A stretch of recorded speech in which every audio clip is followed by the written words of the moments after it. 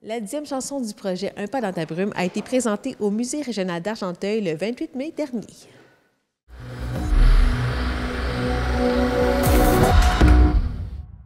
Merci d'être à notre 10e lancement. L'instigatrice du projet Un pas dans ta brume, Émilie Lavigne, a raconté tout d'abord comment cette initiative a vu le jour. C'est un projet qui est né en 2020, qui est né comme de ma tête.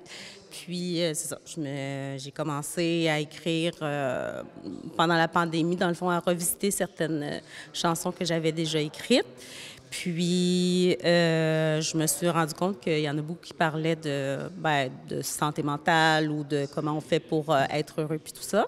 Donc, ça m'a donné le goût d'en composer quelques-unes. Et puis, de fil en aiguille, je me suis dit, ça pourrait être le fun de faire un projet artistique. Parce que pendant la pandémie, les artistes on était tous isolés, les artistes également. Donc, ça nous permettait de plonger dans notre intérieur puis d'avoir plus d'inspiration. Puis je me suis dit, ce serait le fun de faire un projet mobilisateur pour rassembler plusieurs artistes là, autour de la santé mentale. Ce qui a fait ce projet-là avec beaucoup d'aller-retour d'idées. Donc, au début, le projet était très vaste, puis là, il a fallu le rentrer dans quelque chose de plus précis. Puis, on a réussi à faire ça grâce à notre comité organisateur, qui est maintenant rendu à 4 membres bénévoles. Quand c'est marathon, en fait, les thèmes exploités sont l'espoir, encore une fois. La 10e chanson présentée à la fin mai s'intitule Quand c'est marathon et elle a été écrite et composée par Émilie Lavigne. Il y a comme un peu un jeu de mots. Donc, quand c'est marathon du verbe aimer, mais aussi quand c'est marathon, quand on va réussir à semer la paix. Donc, c'est une chanson en fait qui dit que oui, il y a différentes classes sociales. On peut pas le nier exactement. Puis que oui, il y a certaines situations où notre classe sociale peut nous peut-être protéger ou amoindrir un peu les effets sur nous. Mais il y a d'autres situations où il n'y a plus de classe sociale quand on parle de santé psychologique, quand on parle de désastres environnementaux comme les ouragans, les feux de forêt ou tout ça. C'est-à-dire en fait qu'on est tous dans le même bateau. Ça parle d'espoir, de courage, d'amour, de paix. Puis aussi, ça parle de l'importance pour les adultes, pour les parents, de servir de modèle pour les enfants. Parce que les enfants, ils n'ont pas à tout savoir des problèmes du monde qui nous affectent. Donc, nous, on est leur socle, on est leur pilier. Puis, on a un devoir de ténacité puis de modèle positif auprès d'eux. Bonjour. Donc, en fait, Émilie m'a approchée pour chanter cette chanson-là il y a quand même plusieurs mois. La voix qu'on entend est celle de Catherine Vigneault, qui est l'interprète de la 10e chanson du projet Un pas dans ta brume, comme l'affirme Émilie Lavigne, qui la connaît depuis belle lurette. C'est quelqu'un qui vient de la région. C'est quelqu'un à qui j'ai enseigné alors qu'elle était en 3e année.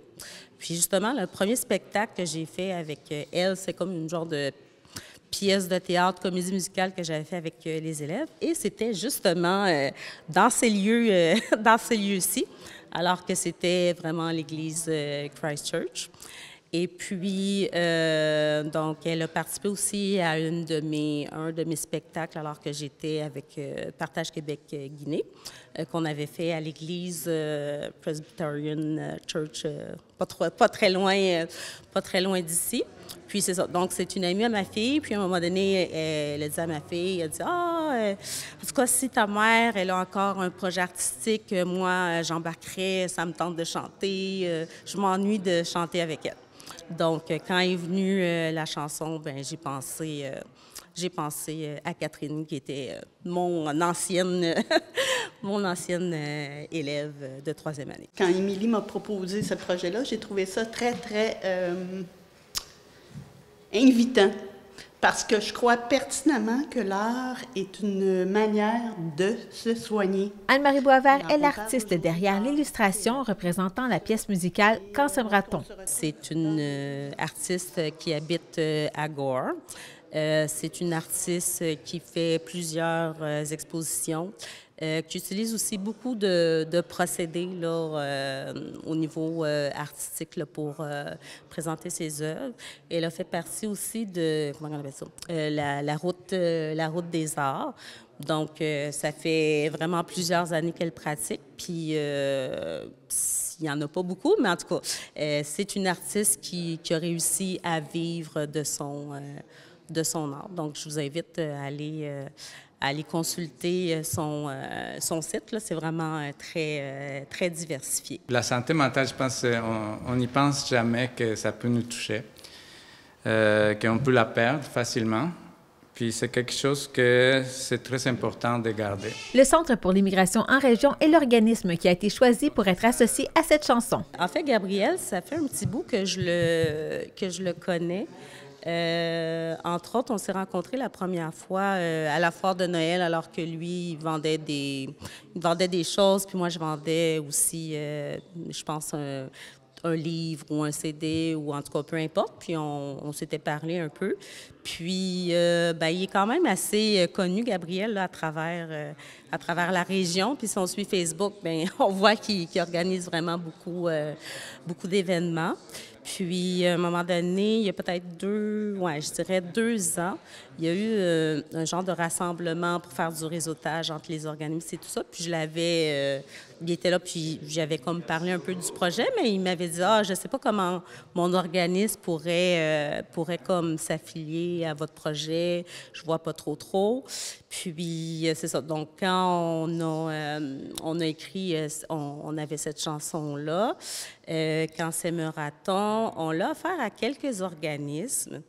Et il y a des organismes qui ont refusé parce que ça parlait de classe sociale. Donc, eux, ils préféraient ne pas associer... ne pas s'associer à une chanson qui parlait de classe sociale.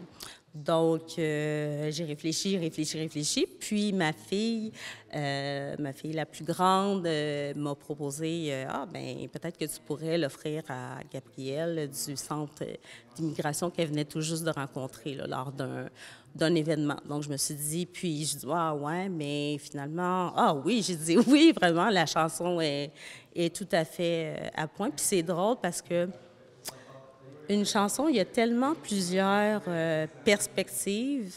Si tu l'associes à tel organisme, tu peux voir telle chose. Si tu l'associes à un autre organisme, c'est autre chose que tu vois.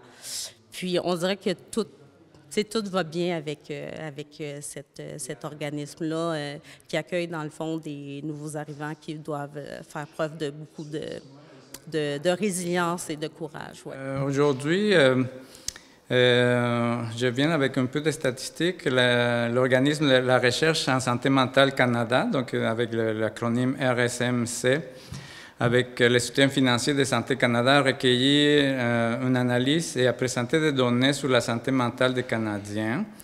Et les informations contenues dans ce rapport ont été recueillies d'avril 2020 à mai 2023.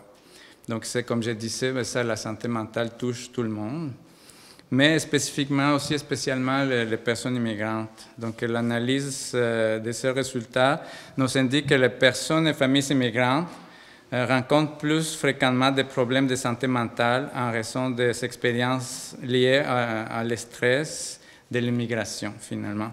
Comme disait bien Émilie, le fait de quitter ton pays, parfois, ce n'est pas facile.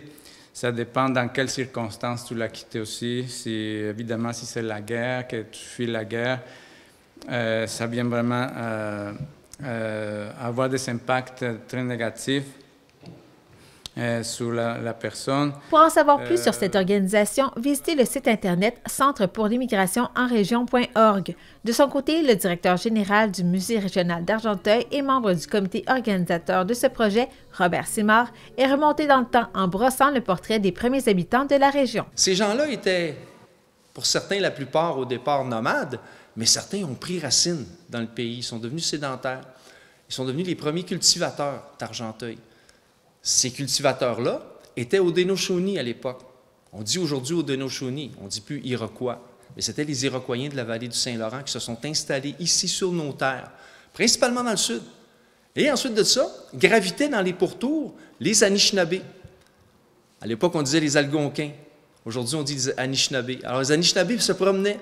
Ils montaient l'hiver vers le nord, puis à l'été, ils descendaient vers le sud. Une raison, c'était super, elle était vraiment simple. Ils descendaient vers le sud parce qu'il y avait moins de moustiques. Parce que de la mouche, il y en avait. Autant dans le temps qu'il y en a aujourd'hui, sinon pire. Et ces gens-là ont vécu sur nos territoires jusqu'à l'arrivée de ceux qui venaient de l'autre bord. Les Européens, les premiers Français, les Anglais. Tous ces gens-là sont venus ici. On partageait le territoire. Il y a eu des guerres. Il y a eu des guerres de domination, des guerres de contrôle du territoire. Nous, Argenteuil, on était dans une situation de territoire stratégique. Qui contrôlait Argenteuil? Qui contrôlait le bas d'Argenteuil, le sud d'Argenteuil, donc la rivière des Outaouais? Qui contrôlait la rivière des Outaouais? Contrôlait les allées et venues vers les grands pays d'en haut. Ça veut dire les pays qui nous amenaient au Grand Lac. Alors, tout ça fait partie de notre histoire à nous. Jusqu'à maintenant, vous avez amassé 34 070 $. Donc, l'objectif est atteint. Dites-nous, rappelez-nous où vont les fonds. En fait, tous les fonds, c'est pour payer le salaire des musiciens et du studio d'enregistrement qui sont des professionnels, donc qui vivent de ça. Et puis, donc, les 34 070 $ sont tous associés pour ça.